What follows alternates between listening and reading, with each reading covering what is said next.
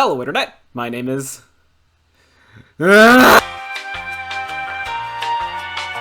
I don't remember my name, but maybe looking at the Marvel Legends X-Men 97 Jean Grey will help jog my memory.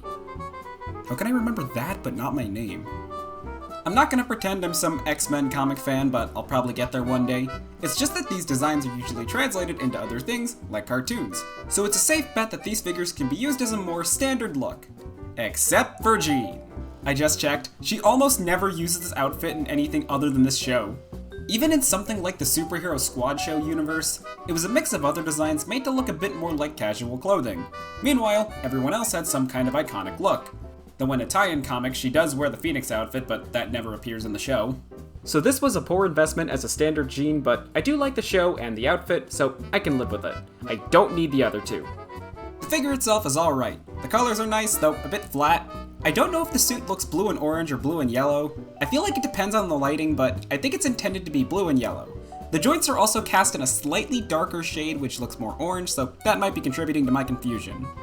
I could also just be going crazy, so let me know what you think the colors are in the comments. I like the added bits of extra line work as it adds a little bit of extra detail without being too excessive. It's still pretty plain, so you can use it for a comic look if you wanted, but it's still made to look like the show, which it seems to nail. It seems to also be a massive improvement over the VHS Jean Grey, which is meant to be the same character. Especially with the head. The 97 head looks great. The face printing is very clean, and the stern expression is pretty good. The ponytail can even rotate, which can make some flight poses look a bit more dynamic. She even comes with a second head for totally non-spoiler related reasons. I think this one is alright. It's a bit of a weird fit on mine as it's not too tight, yet I'm still worried that it could one day break. Due to the hair itself, it doesn't really get as much movement, so while I do like the slightly more happy expression, I don't use it as often as it's not as fun to use in poses. What is fun though are the hands. She comes with 4 in total.